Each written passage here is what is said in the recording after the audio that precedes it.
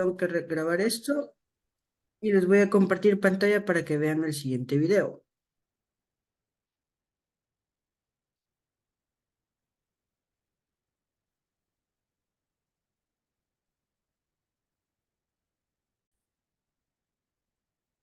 ¿Están viendo todos?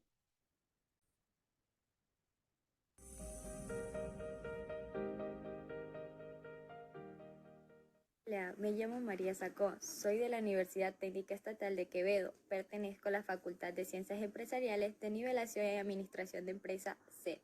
Bueno, a continuación en el video les hablaré de la obra literaria Entre Marx y una mujer desnuda, escrita por el autor Jorge Enrique Adón. Jorge Enrique Adón fue un escritor político, ensayista y diplomático ecuatoriano, nacido en Ambato el 29 de junio de 1926 y falleció en Quito el 3 de julio de 2009.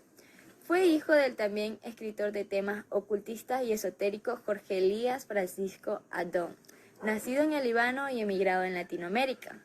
Su madre fue Juana Aguad Barciona. Entre sus mayores y más conocidos éxitos se encuentra la novela Entre Marx y una mujer desnuda, publicada en 1976. Dicha novela fue llevada al cine en 1996 por el realizador ecuatoriano Camilo Luciriaga. Su obra siempre han tratado de temas sociales y por ello fue nominada al Premio Cervantes. Entre Marx y una mujer desnuda desafía lo tradicional del género novelístico. Es una obra en la que se mezcla la ficción de ensayos políticos y teorías literarias. En esta obra también nos enseñan varios textos poéticos de complejidad, compresión y dificultosa lectura. Como primer punto, se relata el caso del autor, que mientras escribe la novela Entre Marx y una mujer desnuda, muestra un conflicto intelectual, autocrítico y una lucha interior de la creación de sí misma. Él se mira a sí mismo desde afuera, su yo dialoga con su yo escritor. Por eso al seguir la lectura podemos encontrar que el autor lleva el discurso a segunda persona. En segundo punto encontramos al narrador, que se propone escribir un libro. En este punto está conformado por el conflicto de amor del narrador con su amante Roxana, esposa del cretino Fabián. Ella lleva una aventura de placer sexual con el narrador, que vivía con su mamá y que no conocía a su padre. Los hechos ocurren cuando el narrador escribe su libro y lo relata en tercera persona. En tercer punto encontramos el gran conjunto de personas que muestran y representan toda la sociedad ecuatoriana. Entre ellos está Galo Galvez, personaje principal de esta obra. El personaje de Galo Galvez es un escritor paralítico que a lo largo del texto dialoga con el autor, narrador, y es el partícipe en la acción de estos tres puntos que narramos en esta obra. También nos plasma la lucha de los escritores en el subdesarrollo cultural del medio ecuatoriano. También nos muestra la actitud de los padres con los hijos, y es que el machismo y la opresión hacia la mujer no puede. Chicos, como les explicaba, hablamos ya de una literatura que comprende más lo, lo social, ¿sí?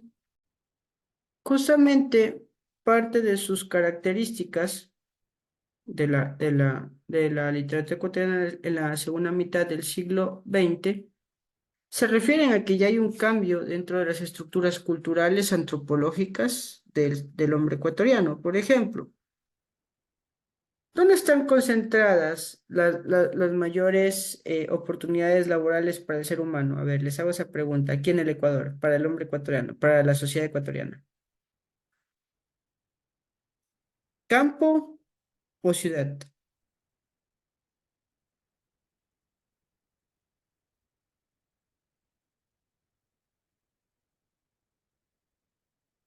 Chicos, espero que respondan.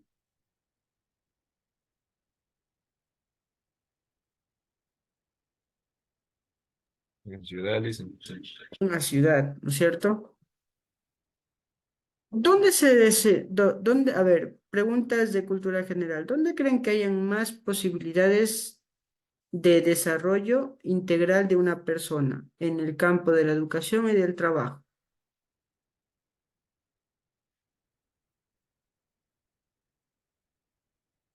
Costa, Sierra o Oriente, Galápagos. ¿Cuál de las cuatro regiones?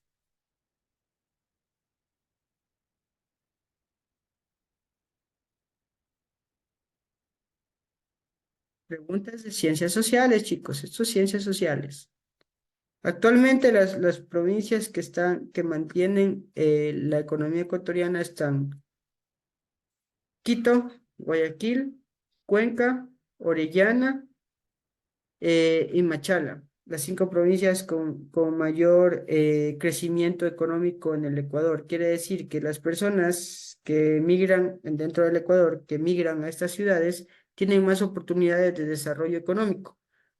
Cómo nos afecta esto en literatura? Porque estamos hablando de que las personas tienen una historia que contar, ¿no es cierto? Leamos, dice. El boom de la narrativa hispanoamericana determinó nuevas tendencias literarias, el renovado interés por el lenguaje, una concepción apocalíptica de la ciudad y, consecuentemente, un tono predominante pesimista. Una visión desencantada de la realidad que puso el acento en la soledad y el caos, el reconocimiento de una estética que recuperó la historia y el mito, lo simbólico y la utopía, la alucinación y la fantasía, la tendencia a enfatizar los aspectos ambiguos, irracionales y misteriosos de la realidad, desembocando a veces en lo absurdo como metáfora de la existencia humana, el esfuerzo por abrir la literatura hacia múltiples matices culturales, los márgenes urbanos, las culturas populares y de masas. Entre las innovaciones técnicas más llamativas saltan a la vista la tendencia a desechar la estructura lineal y lógica de la narración, la subversión del tiempo cronológico lineal, la construcción de espacios imaginarios, la concurrencia de narradores múltiples y ambiguos, y un mayor empleo de elementos simbólicos. A partir de la década de 1970, sobresale una perspectiva de enunciación ligada al desengaño, la desconfianza y el escepticismo, lo que responde a varias situaciones, el crecimiento y la vertiginosa transformación de las ciudades, la expansión de la clase media, una modernidad que muestra su incapacidad para cumplir la plena realización social, las dificultades que afrontan los movimientos sociales en sus luchas por conseguir la igualdad, las vicisitudes de las parejas en relación con los nuevos roles sociales y laborales que asume la mujer, al integrarse a la historia desde la militancia, la academia, el arte y el trabajo. Muchas obras evidencian precisamente la crisis de pareja, la incomunicación y la soledad del individuo. Aquí tenemos una serie de libros que nos mencionan cómo es la vida en el Ecuador. Por ejemplo, en el caso de Alicia Llanes Cosío, Bruna Sorocho y los tíos, hablamos de una niña huérfana que va en busca de su ansiada libertad, de su ansiado escape del predominio de la gente adulta para encontrarse con su destino. Las Linares, Iván Egues, hablamos de la chismosa de barrio, que ya se convierte en el estereotipo de la literatura ecuatoriana. Bueno, ustedes saben muy bien que eh, los productos culturales tienen sus estereotipos, ¿no? La literatura también tiene sus estereotipos. Vivir en la ciudad, sobre todo como recordábamos en las características, la cultura popular establece ciertos arquetipos de la personalidad de los personajes. El pícaro, en el caso de la chismosa, la beata, el amante, el hombre casado, que tiene una más a la promiscuidad, entre otros aspectos de la literatura ecuatoriana, que aparte de ser ecuatoriana, es como un influjo universal de las cuestiones propias de nuestra sociedad. Ustedes se dan cuenta que quizás de 1970 al 2024 no hay muchos cambios en la sociedad ecuatoriana. ¿Por qué será? ¿Por qué creen ustedes que no hay cambios en la sociedad ecuatoriana? ¿Quién quiere darme una opinión? Necesito opinión más que racionalización.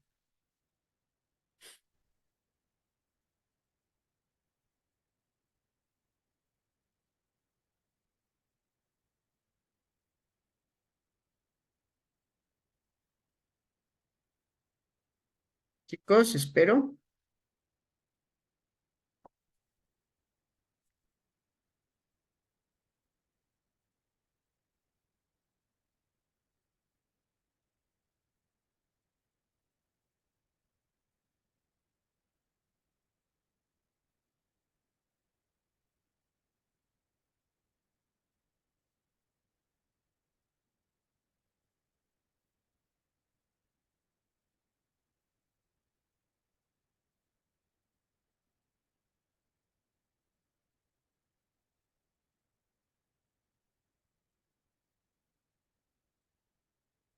¿Una opinión, chicos? ¿No hay opinión sobre nuestra propia realidad?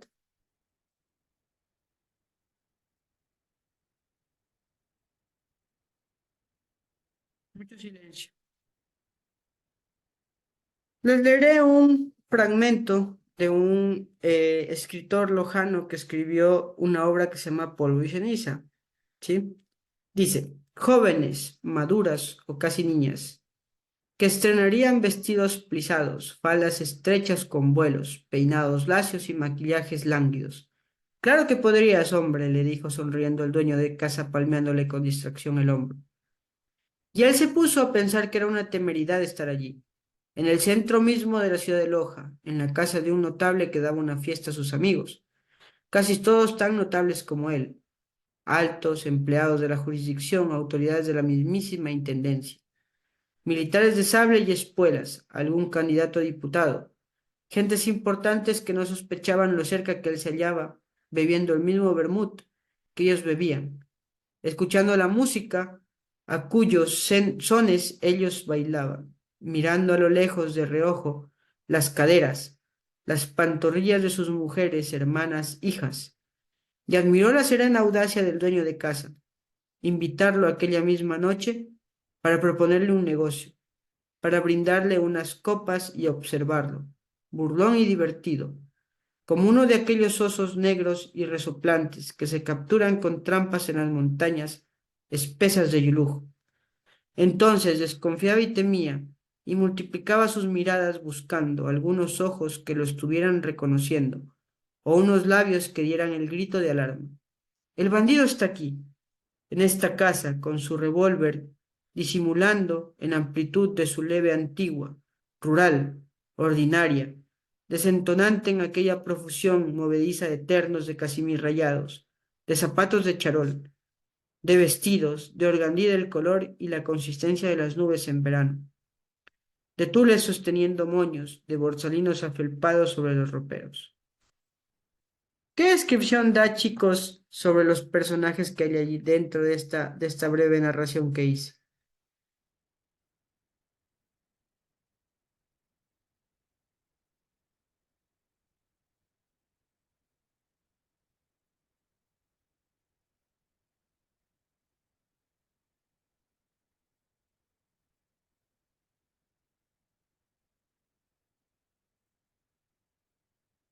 Eric, ¿qué entendiste de lo que leí?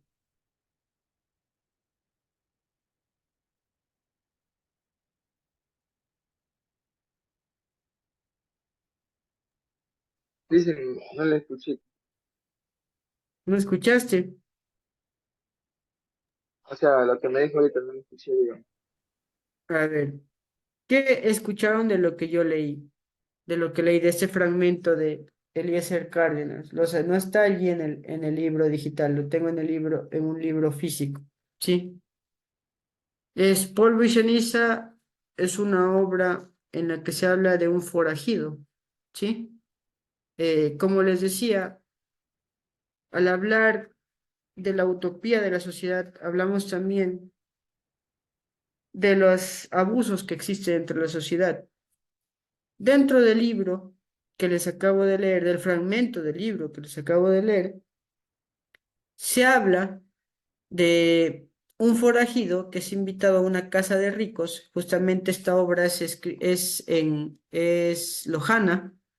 De hecho, la literatura lojana es muy apreciada en el extranjero. Que habla cómo el forajido relaciona la vida del campo con la de la ciudad, relaciona cómo en la ciudad se dan las injusticias mientras el campesino se muere de hambre.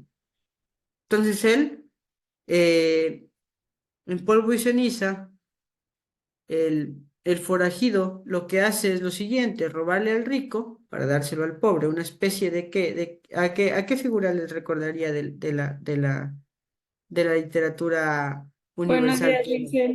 Buenos días, Natalie. Alguna vez, quién ha escuchado aquí de ustedes la historia de Robin Hood? ¿No? ¿No? Nottinghamshire, el rey Eduardo Corazón de León, Cruzadas, el tipo que le roba a los ricos, a los nobles, para entregárselos a los pobres, el arquetipo de la corrupción del alguacil de Nottingham, que quiere las propiedades de Sir Richard Locksley, que en realidad Robin Hood era un noble que se vuelve ladrón, porque no soporta la injusticia que vive el campo. ¿Sí? Más literatura, chicos. Eh, en la obra de Eliezer Cárdenas hay un paralelismo, ¿sí? Eliezer Cárdenas propone que ya el hombre del campo se cansa de que el empresario, de que el dueño de la hacienda ultraje a sus mujeres, esclavice al hombre y de que no le dé ningún beneficio, ni siquiera por la tierra en la que vive. Entonces hablamos ya de una parte de la crisis y de la sociedad que existe por parte de una persona. Entonces es como proponerte un panorama de desolación.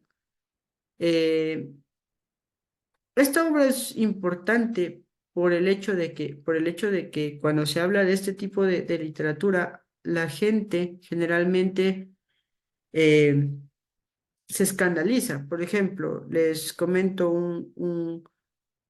un caso muy importante. No sé si se acuerdan cuando nos conocimos, yo les hablé de Jorge Casa, ¿no? De Huasipungo, ¿sí? En Huasipungo pasa casi lo mismo que en Polvo y Ceniza. En este caso era el cholo y el terrateniente. El terrateniente, la figura del jefe político y la figura del sacerdote, ¿no? Los tres poderes que dominan una sociedad. ¿Qué pasaba con Andrés Tupatachi? Él no sentía la necesidad de luchar contra el terrateniente porque simplemente el terrateniente le decía, toma tus 10 hectáreas y verás lo que haces. Y si la cosecha es buena, me la das, y si no, pues quédate con lo que haya, ¿no? Andrés Tupatachi va a la lucha contra el terrateniente, contra la injusticia cuando su esposa muere, ¿sí? ¿Y cómo muere la esposa de Andrés Tupatachi? La esposa de Andrés Tupatachi muere porque come carne podrida de un animal muerto. O sea, muere con una infección, básicamente. Pero entonces él ve que mientras el terrateniente se hastiaba con festines, comía lo mejor de la tierra, el cholo, el indígena, tenía que humillarse para poder darle lujo al terrateniente y ellos se morían de hambre. Entonces él se da cuenta, abre sus ojos y se enfrenta al terrateniente, ¿no es cierto? Hablamos de la figura del héroe, hablamos de la figura de la crisis que existe por parte de los individuos. O sea, imagínense vivir en un clima ¿cómo les podría decir? De deshumanización, porque no creo que podamos soportar a alguien que nos esté esclavizando básicamente en una tierra, del que no tenga ningún futuro ni ningún prospecto, ¿no? Entonces, este tipo, ¿qué es lo que hace? Dice, o me matan o los mato. Y se va a enfrentar contra el terrateniente, pero ¿qué pasa con el terrateniente? El terrateniente tiene el poder. Él dice, no, ya no nos hacen caso los indígenas, vamos con el padre. ¿El padre qué les dice? Si ustedes se enfrentan al terrateniente, la ira de Dios los castigará. Y justamente para beneficio del padre se inunda, perdón, se desborda un río y provoca una inundación. Entonces los indígenas con el miedo se abstienen, pero continúan en su lucha. Después, ¿contra quién va? Contra el teniente político. El teniente político le aplica otra solución. Le dice, a ver, si es que ustedes se rebelan, voy a hablar con el presidente de la República para que mande el ejército. Entonces mandan al ejército y se enfrentan al ejército. No se enfrentan al terrateniente, se enfrentan al poder del terrateniente, ¿no es cierto? Entonces, esos temas son los que se abordan en la literatura ecuatoriana en la segunda mitad del siglo XX. Chicos, aunque ustedes no lo crean, en el caso de Entre mares y una mujer desnuda, Bruna Soroche y los tíos, Polvo y ceniza, el mismo Guasipungo que les acabo de hablar, son obras de literatura que quizás en nuestro país no se aprecien, de hecho muchos ni las conocemos, pero en el caso de Guasipungo fue traducido como a 6 idiomas y es muy apetecida en el extranjero, a diferencia de Bruna Soroche y los tíos, de Alicia Llanes Cosíos, que ella ganó el premio Espejo a la literatura, la mayor distinción que puede tener un literato en, un literato en la literatura ecuatoriana. Lo otorga la Casa de la Cultura y el Ministerio de Educación. Hay que entender, chicos, que aunque parezca la materia de literatura parezca aburrida y solo sea de oralidad, casi poco de práctica, es muy importante porque nos acerca más a la cultura y a la sociedad en la que vivimos. Miren lo que dice Ciudad de Invierno de Abdón Ovidia. Corríamos hacia el lado de lo nuestro, los joviales calles de los pasatiempos y las diversiones. Más allá, casi de seguido, estaban los dos parques de la ciudad, pinos, sauces, álamos. La pequeña laguna y luego las calles y las casas del centro, y luego el centro histórico, decían, y los campanarios, y después, lo suficientemente lejos como para el olvido, los vericuetos antiguos y malolientes a donde habríamos de ir, las callejuelas intrincadas y sucias, las casas agobiadas, atestadas de pobres, la vieja gran avenida de los mercachifles y los desocupados. ¿Qué retrato de la sociedad está dando ese extracto, ese fragmento? Lo pueden leer para hacerlo más grande, chicos. Este extracto. Léanlo y interprétenlo y denme sus ideas, por favor.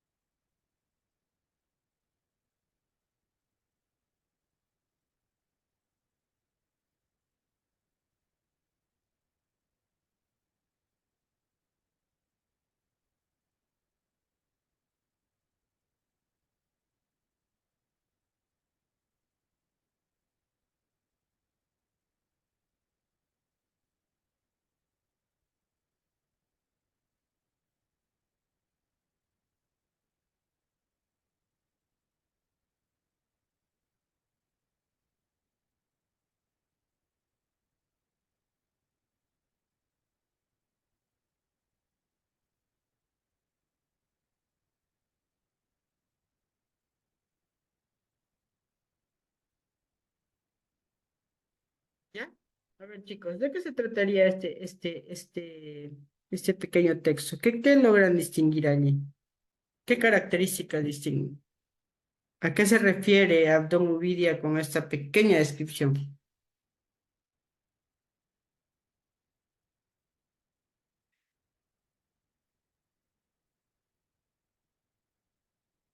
Es un tipo como que reflexión de diferencias de una ciudad que se parece que es la de Quito, entre el sur y el norte. ¿Ya? ¿Qué más?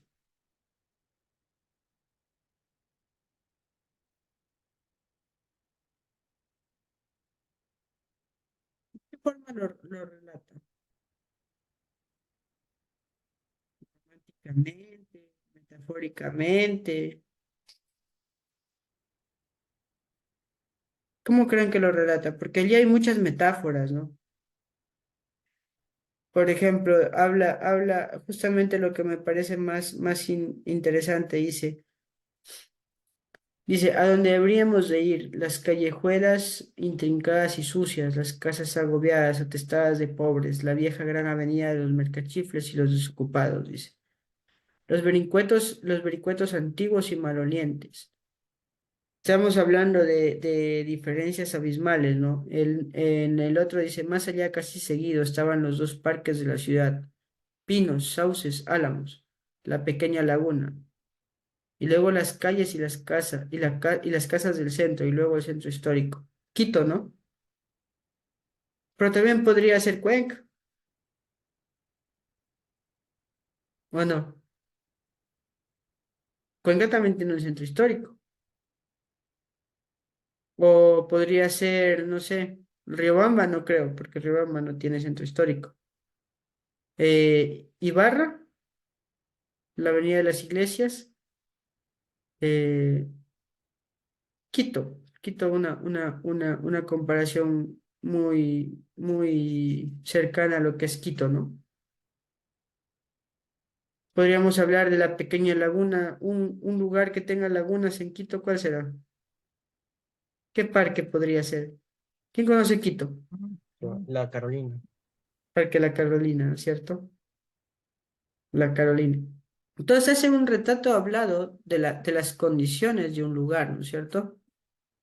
Para terminar, hagamos la lectura de Jorge Enrique Adum con el último fragmento que dice. En el principio era el verbo, dice. Te número, te teléfono aburrido, te direcciono, callo, caso y escalero, y habitacionada ya te lámparo, te suelo, te vaso, te fósforo, te libro, te disco, te destoco, te desvisto desoído, te camo, te almohado, enciendo o descobijo, te pelo, te cadero, me cinturas. Nos trasvasamos labio a labio, me embotello en tu adentro, nos rehacemos, te desformo, me conformo. Miltuplicada tu yo, mil dividido. Muy raro, ¿no? Lo que escribe, pero manipula el lenguaje. En cierto sentido lo manipula al establecernos el T como el de número, de teléfono, de dirección, callo calzo y habitación, y habitada.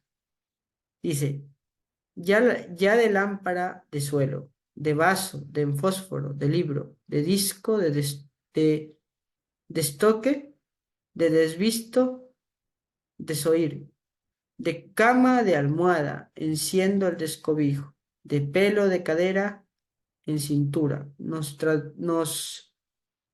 besamos labio a labio, me embotello en tu adentro, nos rehacemos, desformo y me conformo, multiplicado y yo dividido, multiplicada tú y yo dividido, ¿no es cierto? Entonces cambia, el lenguaje está manipulado. Pero ¿para qué lo manipulará en ese sentido? A ver. ¿Creen que le pueden llegar a una chica? A ver, los chicos, ¿creen que le pueden llegar a una chica con ese texto?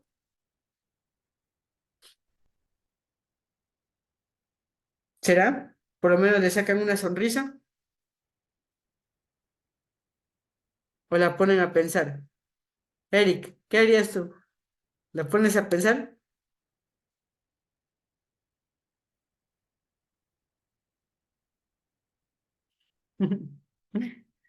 Ay, chicos. A ver, para mañana, chicos, vamos a ver la siguiente clase. Espero que, por favor, el lenguaje inclusivo, un buen tema. Mañana sí nos vamos a despapallar con el debate. Así que vendrán muy, muy preparados sobre lo que es lenguaje inclusivo. No lo de ley, la supresión de ley y el o, sino el lenguaje inclusivo como tal. ¿Sí? Bueno, chicos, ¿hasta qué hora tenemos clases? Hasta las 9:25, creo. 9:20, ya nos pasamos. Bueno, chicos, les dejo. Un gusto y hasta mañana.